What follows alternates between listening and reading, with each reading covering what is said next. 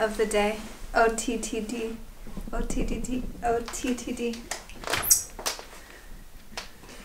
Yeah, Bree can't close that up. I can't.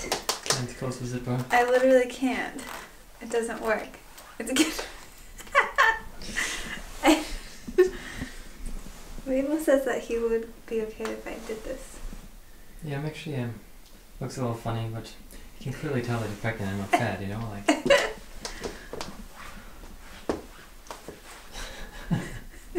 Are you gonna do it, Bree? I don't know, it looks so crazy, but I don't know what else to wear. Well, we're just going out for fun, right? So. Maybe I'll just grab a scarf.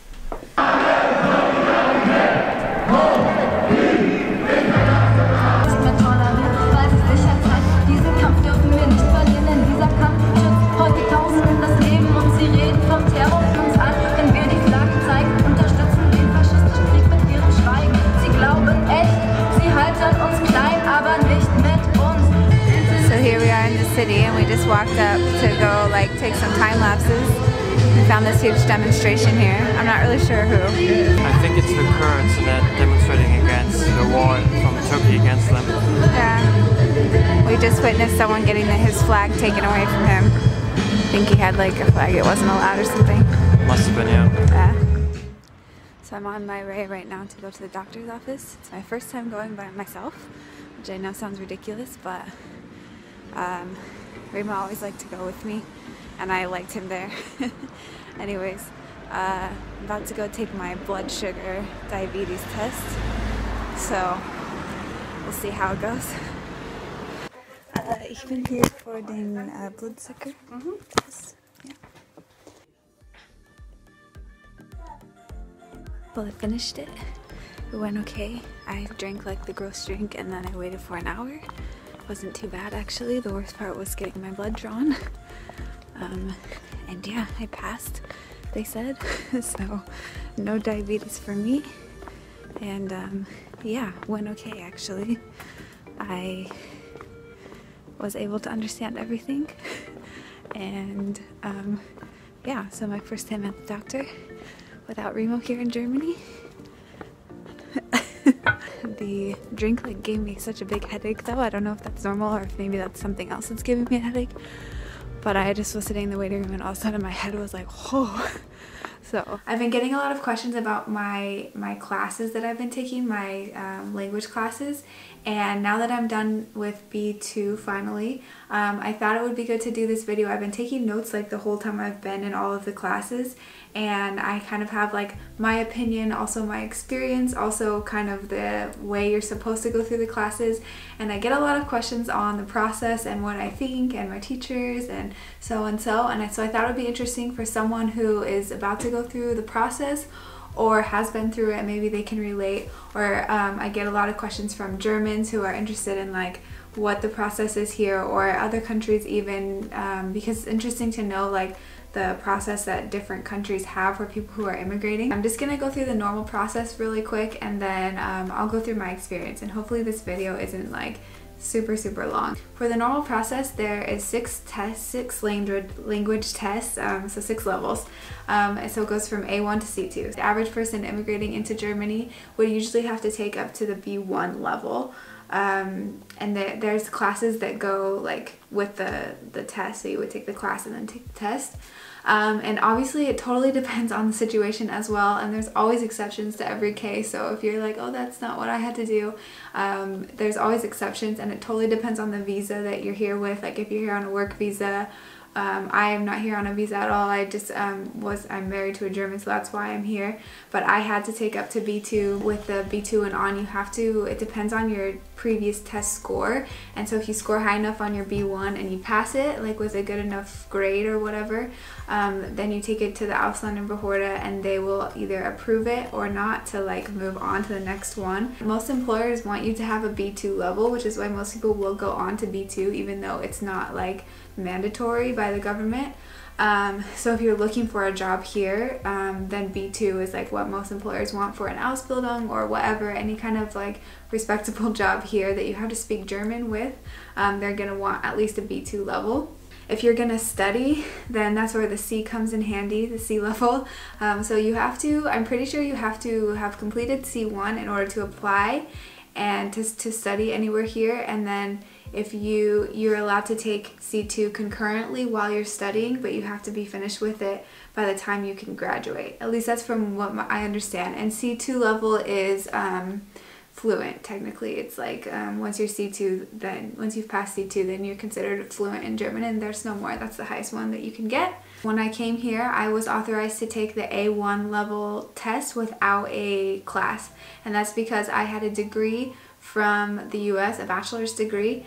They told me where I could take it. I didn't even know where I was supposed to go, and there was like a place in Hamburg, and so we signed up for a spot, and I think it was like 3 months out or something. Like I think I signed up in like, it was like this time of year, like it was like April-ish, and there wasn't a spot until September. And so I took all that time to study by myself, and I like bought a program on my own, and I just studied on my own, and I tried to do all I could to prepare for the test. There's like stuff online that you can look for, and the A1 level is pretty basic, so you can do it on your own. It's not really grammar, like there's some grammar, but it's mostly like days of the week, introducing yourself, you know, very, very basic German.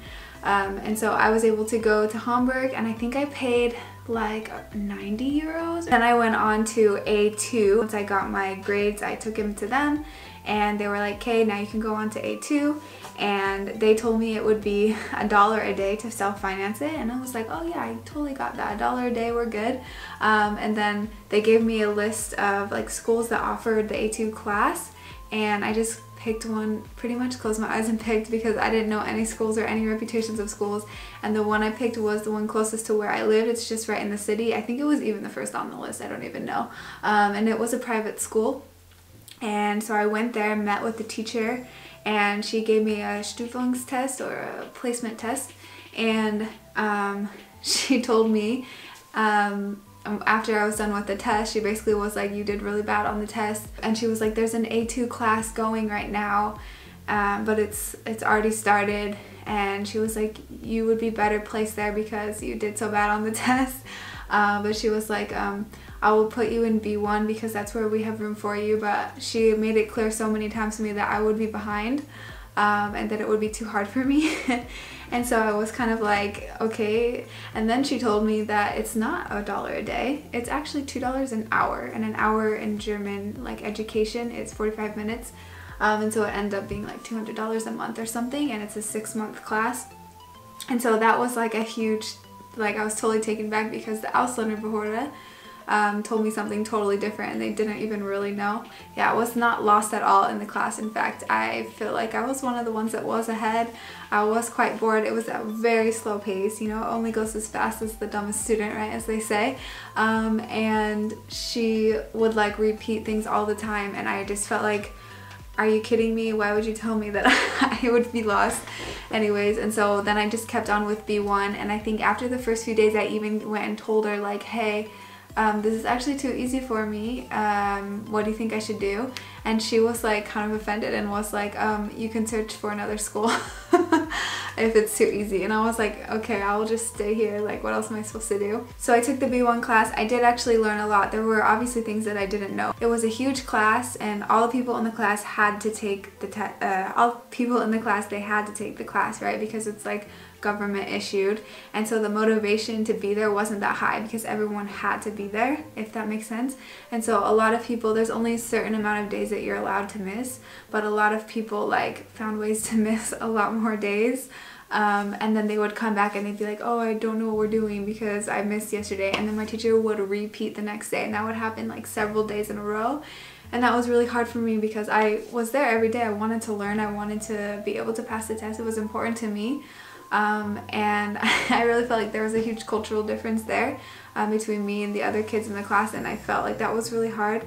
And as well as the teaching style of the teacher was totally not my personality, like didn't mesh with my personality at all. She was like a Russian teacher with a very thick accent, and she did have a ton of background in German grammar. She studied it, and so she was very, very knowledgeable. She was able to answer all of our questions and was able to teach the grammar very, very well, so that I had no problem with.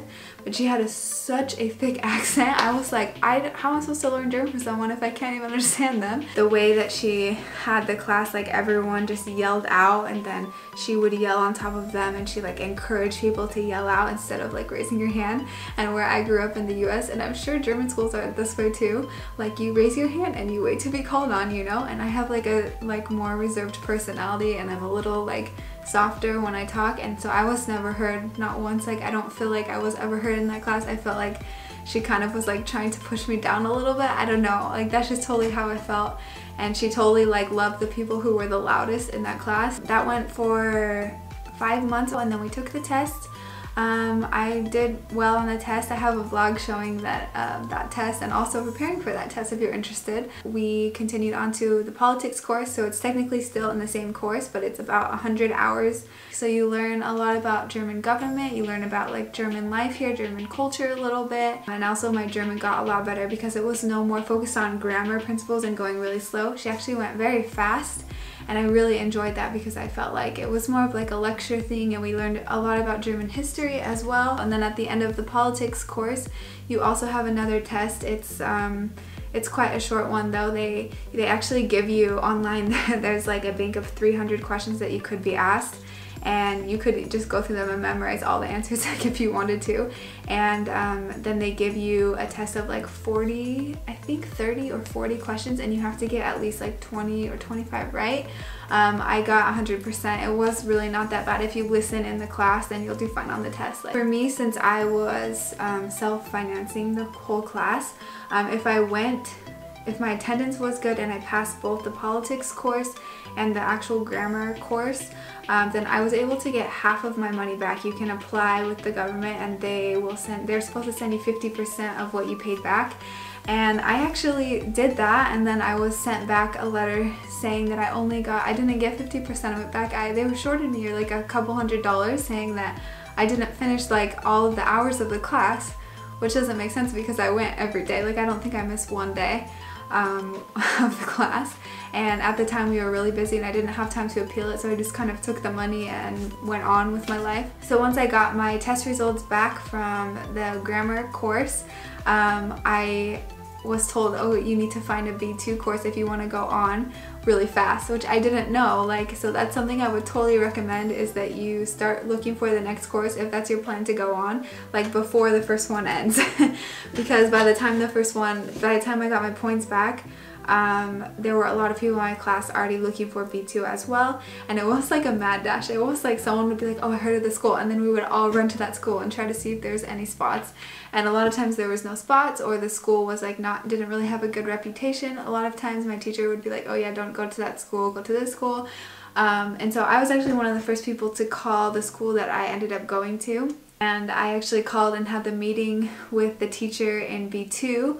I just brought my test results with me, and it was before I had the government permitted paper that says I could take it, and they actually held a spot for me. For the B2, from what I know, there's I think around 4 tests that you can take. So there's the B1, B2 Gemeinsam, and then B1, B2 Beruf, which is the one that I took. So it's focused on jobs. And then there's the B2 Plus, and then also just the B2.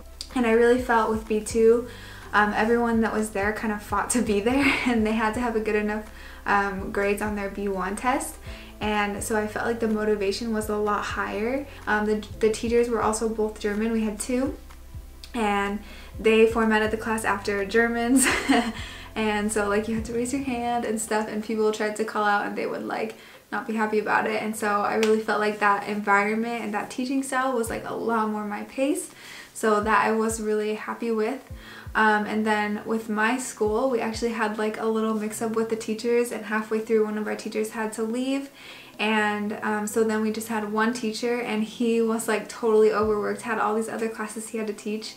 And I really felt like the only people that were hurt from this were us as a class, because he did the best he could, but it like wasn't enough for us, you know, because he was like so spread thin and they didn't have any more teachers. They eventually hired one teacher who came in, and bless his heart, he's so nice, but he knew nothing about German grammar. He had no German grammar background. He was obviously a teacher for a different subject, but he had never taught German before, and he told us right off the bat that he didn't know German grammar, and he couldn't answer any of our German questions like that were related to like specific about German grammar. And that was really hard for us as a class. I think that's a German-wide problem, that there's not enough teachers and too many students coming in, especially with the like refugees coming in, just a lot of people wanting to take the language courses, especially the higher up ones. My teacher was saying that school doesn't offer anything above B2, and they don't even know if they're going to do B2 yet until they get enough people in. That's kind of how the classes work. They just wait until they have enough people and then they start. And he was saying that they don't have enough teachers to keep teaching the higher levels, and I think that's a common problem, that they just don't have enough teachers, and so that the quality of the classes are going down. And after the 6 months we took the test, and I actually just did that last week or 2 weeks ago, and I have a vlog about how my experience went if you want to check that out. And then with the B2 test, you can retake it 3 times, but you have to retake the class if you need to retake the test. So that's my experience so far in taking these classes. I hope this video gave you a little bit of information, maybe a little bit of clarity on how the German classes work. I actually think the system is really a good one, because you have to learn the language in order to be able to be successful in Germany. I mean, and not all countries do this. I mean, I know that the US doesn't, and so I think it's definitely a good system, but I think that there's definitely room for improvements. Thanks for watching!